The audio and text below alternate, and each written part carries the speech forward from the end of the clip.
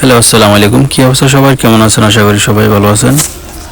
যে যেখান থেকে ভিডিওটা দেখতেছেন সবাইকে জানাই অসংখ্য ধন্যবাদ ও অভিনন্দন। আজকে সকালবেলা যখন আমাদের একটা প্রজেক্ট রয়েছে, প্রজেক্টটার পাশে আসলাম দেখার জন্য। আর তখন দেখি একটা গাড়ি ধান কাটতেছে জমির ভিতরে। আর তখন একটু ভাবলাম একটু সামনে একটু ভিডিও করি। তবে ধান কাটাগুলা নতুন নয়, এটা পুরাতন, অনেক আগ থেকে মেশিনে ধান কাটে। তারপর আমি একটু ভিডিও করলাম আপনাদের দেখানোর জন্য। এই মেশিনটাতে যদি ধান কাটে তাহলে আপনার একটু সাশ্রয় আছে। তারপর সামান্য যদি বলতে যাই, সামনে একটু লসও হয়। যেটা হয়, কিছু ধান ছিটকে বাইরে পড়ে, তখন জমিতে এগুলো পড়ে। আর এখানে জমিতে যখন তখন আপনার বীজগুলো মিক্স হয়ে যায়, কারণ এখন যে ধানগুলো ফুটতেছে ওই ধানগুলো আবার কিন্তু চারা জন্মাবে, তখন আবার মুকুল দিয়ে ওগুলো উঠে যাবে।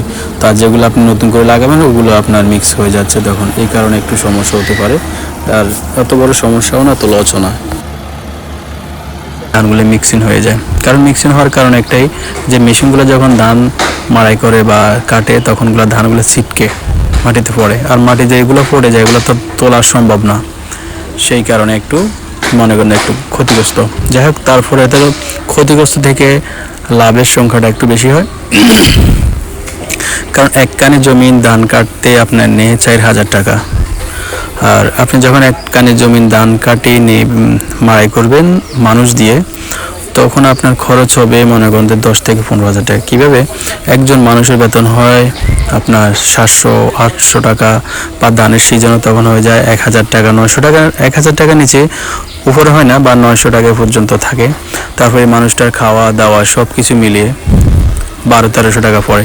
তো আমরা 4জন মানুষ যদি এক কানি জমিন ধান কাটে, একদিনে ধান কাটলো, পরের দিনে আবার কি করতে হবে, ধানগুলো মাড়াই করে নিতে হবে। তাহলে দেখা যায় আপনার অনেকগুলো টাকা নষ্ট হয়। এভাবে কিন্তু আপনার একটু সহজে কাঠ দিয়ে কাটালে বা সহজে অল্প টাকার ভিতরে সেরে যায়।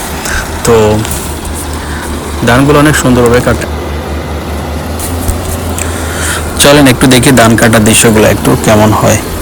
ধান কাটাগুলা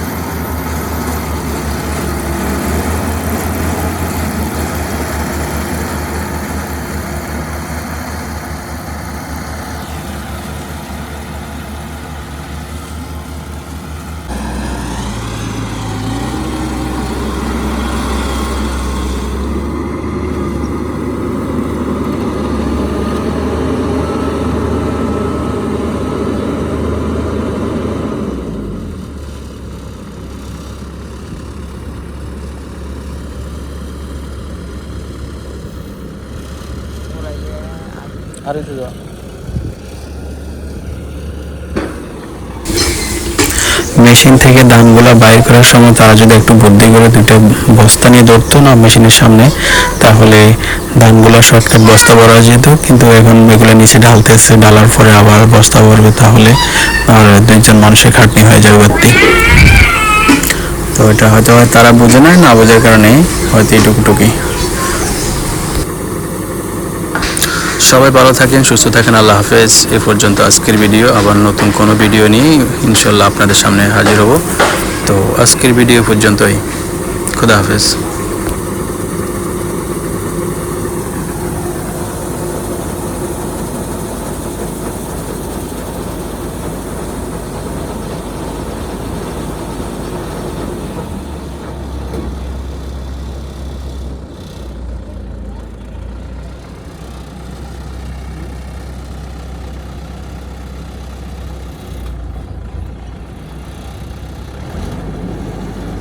এটা লস তো।